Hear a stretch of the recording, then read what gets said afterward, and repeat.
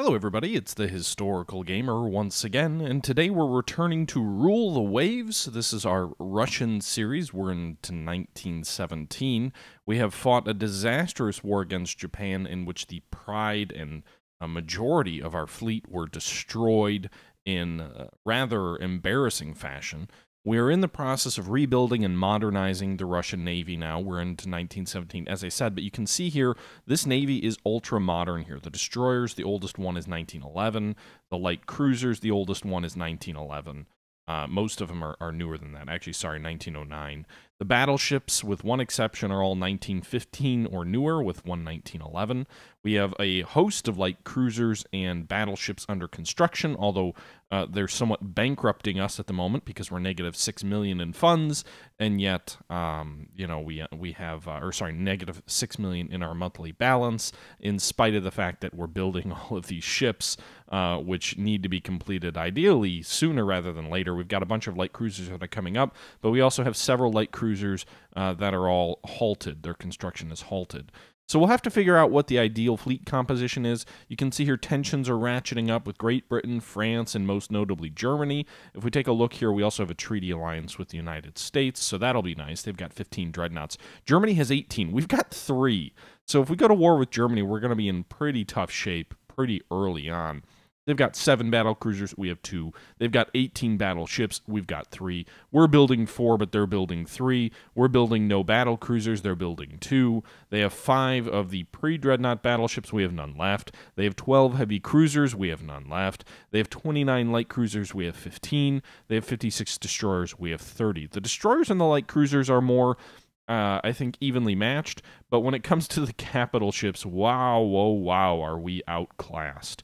They also have 18 submarines, we have 10, but we are building 10 more submarines, and those will be ready in 18 months, so a year and a half. Our submarines are pretty reliable quality. I don't know how good theirs are, but at the end of the day, if we end up at war with Germany, we'll be in some trouble.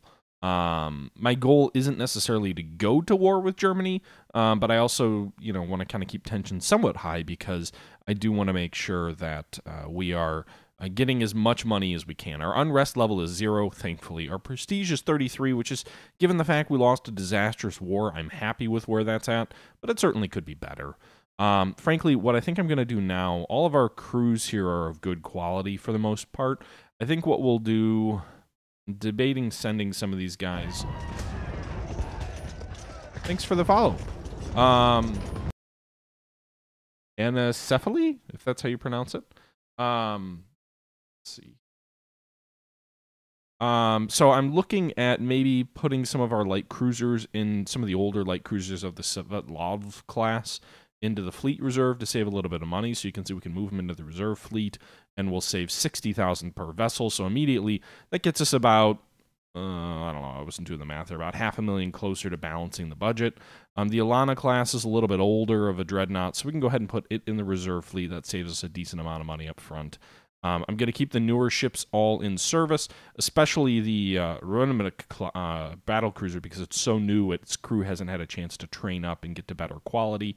And I think we'll put some of our older destroyers of the Grozny class in reserve as well. So all of these guys are in reserve fleet. Everything, I think, is actually, if we look here, that saves us about $1 million. Almost everything is in the North American station. We have a few vessels in Northeast Asia. In fact, yeah, I think we'll leave that as is. We do need to have some vessels in Northeast Asia, so I'll actually have to reactivate those guys so if a war does break out, they can start ravaging German commerce out there. I'm hoping the Germans don't have a ton in the Pacific. They do have a global empire, but they lost their Chinese possessions here. So if we go here, Germany has nothing in Northeast Asia, which is good. Okay, which is where those cruisers of ours are based. So we save about $1 million there based on some of those quick changes. We're going to go ahead and advance 1 more month. Allow that money to be used. Advance 1 more month again. There's been an internal upheaval in Katsugu Bay. Japan apparently sending forces there ostentatiously to restore order, but it is likely to have far more reaching plans. What do you recommend? Issue an ultimatum demanding they back down. Japan, really? I don't want to go back to war with them. That increases tensions by 2. International force increases tensions by 1. And don't risk sending increasing tensions. Japan tensions are relatively low. I'm hoping this only increases tensions with them. They ignore demands. And actually, tensions with Austria went down. So yeah, the tensions with Japan went up. Nobody else went up. So fine. That's an adequate end result, I suppose. We've moved 2 more months ahead. You can see here in terms of construction during that time, we've gotten a little bit closer on some of these light cruisers which are being built. They're all still about 4 or 5 months away. The Gulag class is 40,000-ton battleship behemoth here. You can see 12 14-inch guns on this vessel. The first ones won't be completed for over a year still, but several of these light cruisers will be coming off the ways here before too long.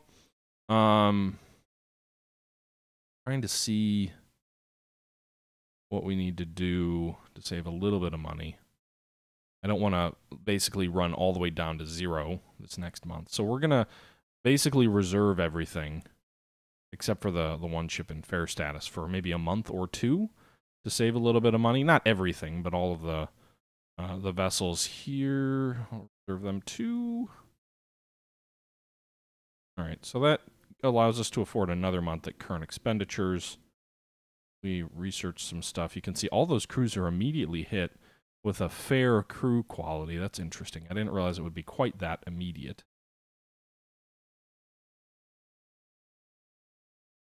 Afford that for 1 more month.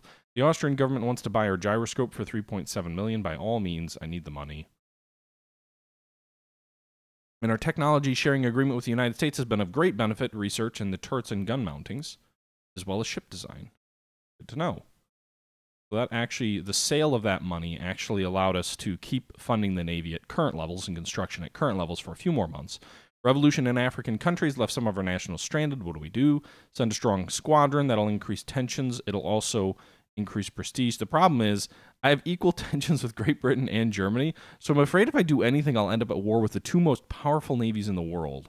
So I think what we do is I will take the prestige hit to lower tensions, just because I'm fine with going to war with one country if I have to. I am not fine at going to war with 2 of the most powerful countries simultaneously if I don't have to.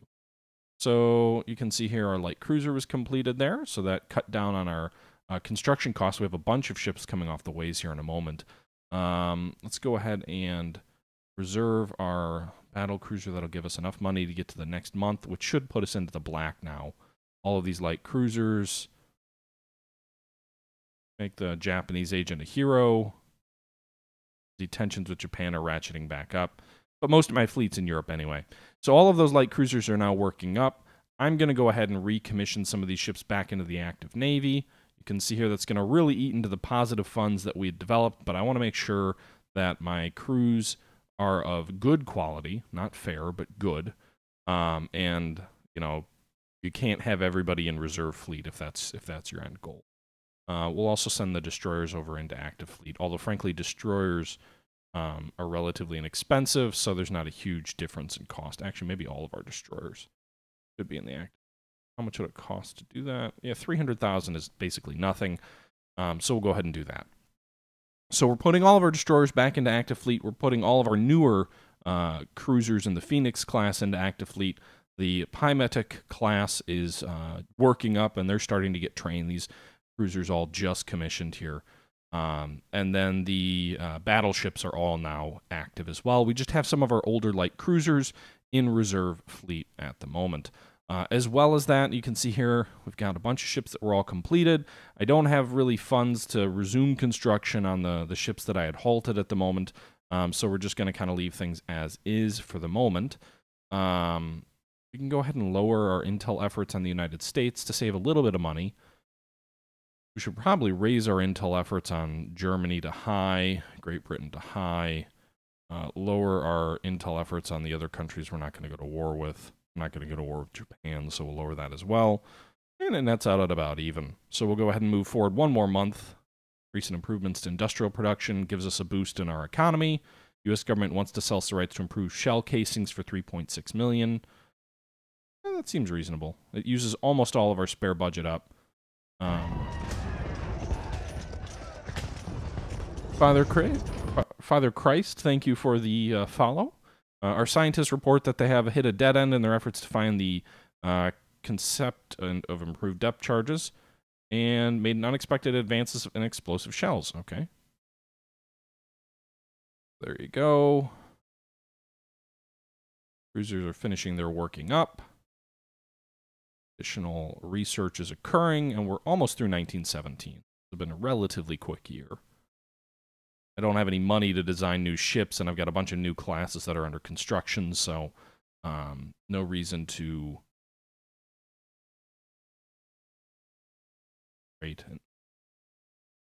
Our agent was captured in Britain, so you can see tensions with them go back up, even though I didn't try and promote them as a national hero or anything. A couple more months on the Gulag, the first of the Gulag classes. That'll give us quite a bit more flexibility budget-wise here in just minutes. We're into January of 1918. So 4 more battleships are being built. 3 of them will be ready within the next year, roughly. 3 light cruisers are currently being halted, but they will be resumed here momentarily. I don't really think there's been enough design changes to really warrant any new constructions, and frankly, I don't have enough budget to really do anything. British Navy, I'm not going to mobilize. Probably just don't fret about it. The Europa class, British battle cruisers, 9 16-inch guns. Good lord. We haven't even researched... maybe we do have... I don't think we have 15-inch guns yet. Whatever. So our technology research agreement with the United States is helping them, but it's also helping us. Naval guns, yeah, we do have 15-inch guns. It's not true. I don't think we've put 15-inch guns on any of our ships yet. The Gulag class is 14-inch guns, but they've got a lot of them, 12 of them. Let's see here. Yeah. I mean, I'm stuck in a point where tensions are high with the wrong countries, and I don't really want to go to war yet. Offering to sell us 8-inch guns, quality 1, 3 million. We don't have 3 million, so. Excuse me. Scientists report they're well on their way to understanding quadruple torpedo tube mounts. Good to know. All right, so we're $1 million into the black here, and these battleships are going to start completing here very soon. There you go. The Gulag is commissioned into the Navy. During sea trials, it's found that the ship has trouble reaching her design speed. Damn it. A major arms firm wants to sell a South African country. This will be good for arms industry, but risks leaking sensitive technology. Yeah, I'll allow it. Give me more money. Wow, gives me a lot. Well, actually, the Gulag just completed. That's what gave me. Okay, so here we are, 6 months, 9 months, 21 months. Let's go ahead and resume construction on these light cruisers. We've got 3 light cruisers now back under construction. All will be completed in about 2 years. We've got about 1.7 million left in sort of spare cash. I'm going to go ahead and build some more submarines. We're going to make them mine-laying subs, and we're going to build 10 of them. So that'll cost us about $4.5 million. But that's fine. I'm really going to go the sub route, actually. So that's... Let's see if can we do 10 more?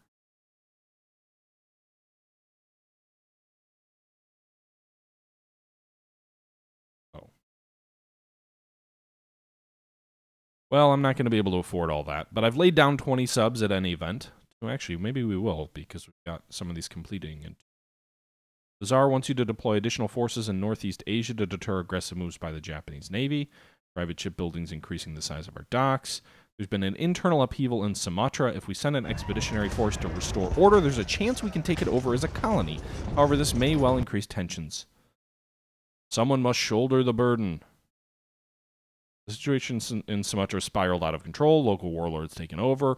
As president, our expedition cannot affect the situation. You're criticized in the press. You know, I really am curious if the size of your forces in the region influence your ability to have successful expeditions, because at the very least, as Russia, I have failed 3 times now in trying to send expeditions to other countries to take them over, whereas the computer succeeds every single goddamn time. Thank you for the follow there, dprow100. Okay. So those subs will be done here in just a moment. You can see here 10 submarines, all just completed, mine lane submarines. We also just researched successfully improved depth charges. You can see here we now have 10 mine lane submarines and 10 regular submarines. And then we've got 20 more submarines currently being built. They'll be ready in just over a year. So we're building up that submarine fleet, understanding that we really can't compete in the battleship world, although we do have 4 battleships and 2 battle cruisers. They really will just kind of be, I guess, I don't even know what to say. They'll just be sort of ancillary forces. They will not be the primary basis of our power here. You can see tensions with Japan and Germany are really high. We are almost at war with both of them. Our president asked us to send, or our czar asked us to send more forces to Northeast Asia. Really don't want. I guess we'll just send our whole ship. Asia. They move if they're... Oh, it switches them. Does it switch them over to active fleet? These guys are Northeast Asia. These guys are reserve, but we'll switch them over to active. That's going to cost us a little bit of money, but that's fine. So the whole Svetladov class is going to move. All cruisers. I've learned my lesson deploying a ton of battleships out there, and it's a bad strategy. And then we'll put 5 to maybe 6 out there. I don't know if it really deters them. I don't think it helps anything, but we'll find out. The Tsar wants you to deploy additional forces to Northeast Asia to deter aggressive moves by the Japanese Navy. I literally just ordered that.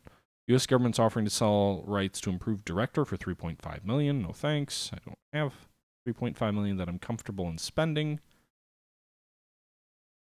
National pride demands that we take a hard line. We should not compensate on anything. The Tsar wants to improve relations with Germany by making some compromises to outstanding issues. It's a good idea to lower tensions. No, I'm fine keeping tensions high.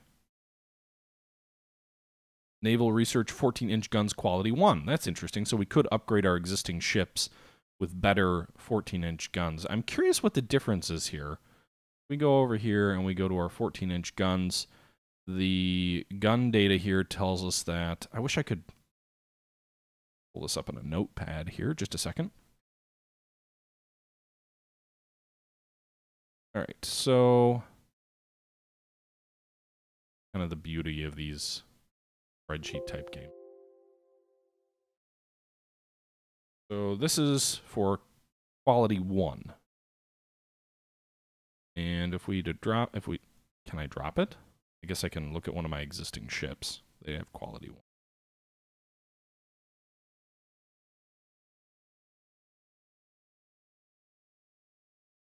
Let's see.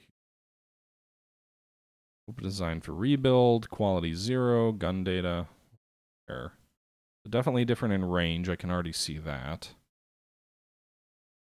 So 5,000 yard range, a 2-inch difference in armor penetration. 8,000 yard range, a 2-inch difference in armor penetration. 12,000 is about a little bit less, a little bit over an inch. 15,000 is about an inch, and 20,000 is about even, about half an inch. So close range fire, a 14-inch gun, really anything inside of 2 miles is a substantial advantage for the new guns. Whereas anything further out than that is substantially kind of neutral, I guess. I do fight a lot of my battles at close range. I don't have the money right now to worry about that, so we'll have to figure that out as we kind of advance moving forward. I'm still going to kind of stick in the submarine realm, if you will, of developing my ships or developing my navy as kind of a submarine focused navy. So our treaty with the United States or something has expired. New battleship laid down. Let's still say we have a treaty. Fleet tactics. Do we not have a treaty? Can't really tell. All right, tensions with these countries are really high still. We've got 2 more battleships under construction. 1 more will be done in 3 months. I think when that's done, we'll kind of... Tsar is annoyed that our forces in Northeast Asia are too weak to deter aggressive moves by Japan. Your prestige suffers. Austria-Hungary visiting the ships. These rust buckets. I don't really care if I piss off Austria. It's my prestige back. The steel industry mentioned the importance of a strong navy. Well, the navy's not a tool for increasing their profits. It increases our prestige at the very least, even if it doesn't increase our budget. We've got 1.2 million available. Building all these submarines. We're going to go ahead and build more submarines. Again, there's no class designs for subs, so it's kind of like just if it's newish, then it's better than if it's a little bit older. And as you develop more technologies, you get better reliability, which is kind of the equivalent of the class. So really going heavy in on mine-laying subs. Okay, news battleship just commissioned into the Navy. The German Deutschland class is 10 15-inch guns. We've got 12 14-inch guns. I imagine they have a slight advantage with their 15-inchers.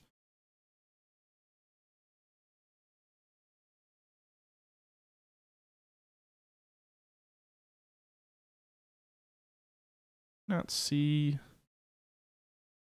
anything in the chat.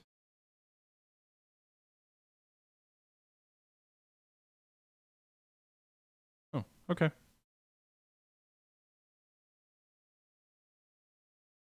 Ha! My new emoji. There you go, guys. That's the first time I've used that emoji in the chat. The emoji just got approved. It's a sort of traditional-looking emoji with a sort of shouting face and a sword and an Iron Brigade hat from the American Civil War. So that's kind of, I don't know. I find it kind of interesting and cool to have an emoji.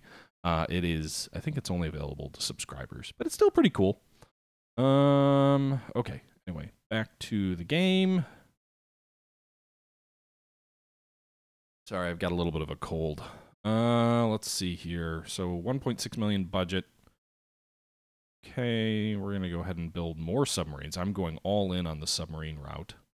And the mine-laying subs increase the likelihood that the enemy strikes a mine. They actually are still sort of the same as the regular subs. So, in my view, it's worth having a whole bunch of them.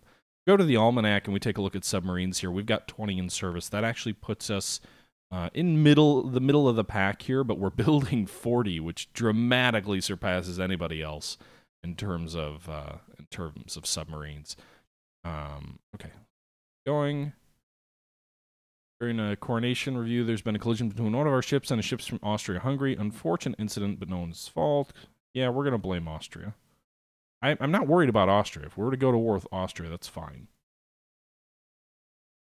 Oh, stop worrying about the Japanese.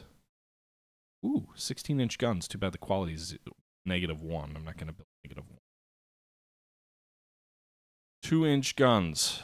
No, not going to spend money. 2-inch guns. What? Russia and Japan are now in a state of war.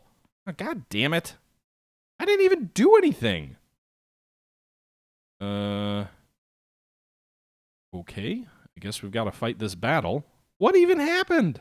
They just went, but there's no surprise attack. Usually this game gives Japan a surprise attack. This just says it's a cruiser action, so I guess we'll see.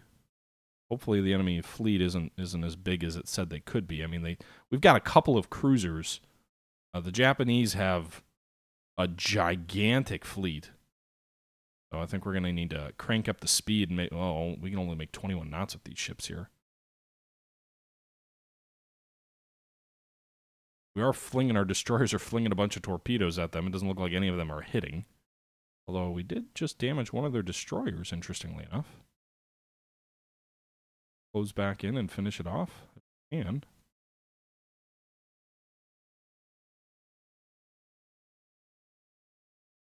a light cruiser. Thought it said it was a destroyer earlier. I don't know what the visibility is here because they've got a bunch of ships but that are not that far away.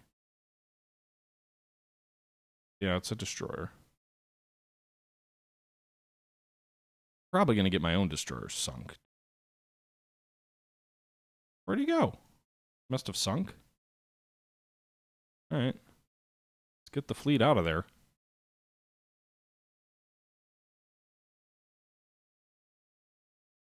Maybe we sank one of them? I'm not really sure.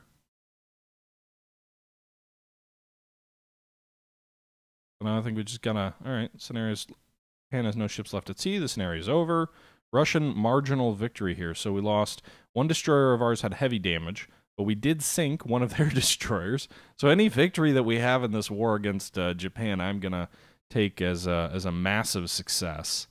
You can see here, Russian marginal victory, 526 victory points. The enemy has 95. I'm not sure if we're still allied with the United States or not. It looks like we have a treaty there. But it said at one point that our treaty expired. I'm not really sure. Doesn't really say.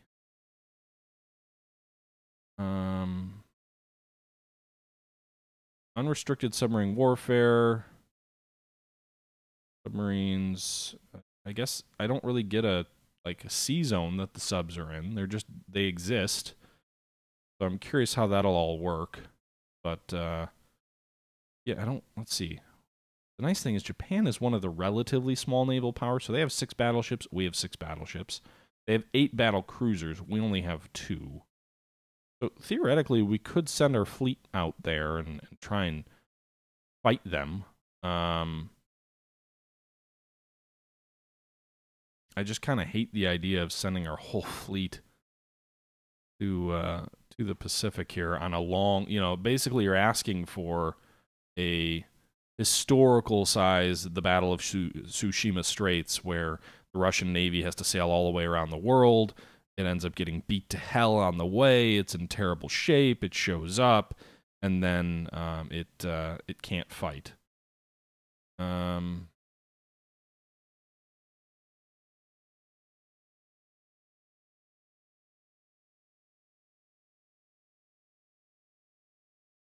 Give me 1 second, guys. I'm just kind of thinking what I want to do.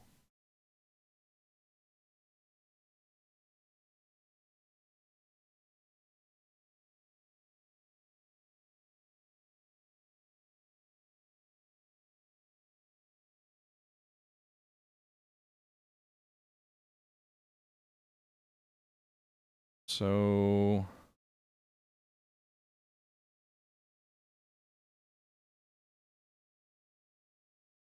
let's see here. All right, so I think we are going to send the whole fleet to the Pacific.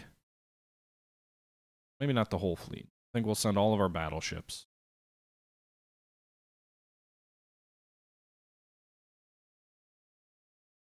Asia. Then we send the majority. Because I do remember Japan did send some vessels to our home waters in the last war, and we really couldn't do anything about it.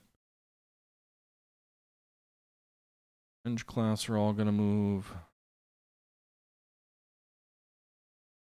So I guess maybe our president or whatever was right. Maybe we should have worried about not responding, not deterring the Japanese. We have to assign 21 ships to patrol. Good God. We even have ships we can assign to coast. Let's see. You guys are all staying in Northern Europe, so we'll go ahead and assign them to coastal patrol. That's 7 ships immediately. These guys actually are moving well, but we're going to assign them anyway. Patrol. That gives us 14 ships in coastal patrol. I have some money, so I'm actually going to go ahead and build. I want to design a armed merchant cruiser. Auto design that. Like its speed to be a little bit better, so I'm going to crank up the speed here. It's going to increase the cost. So if it's only 10 knots, that ship can only cost 2.7 million. If I make it a 20-knot ship, it'll cost less than double that, but still quite a bit. It'll take 4 months, but that's fine. It'll also include some mines, accommodations normal, and some guns. But we'll go ahead and local. All right, we'll go ahead and save this ship, the Vilna class. We're going to go ahead and build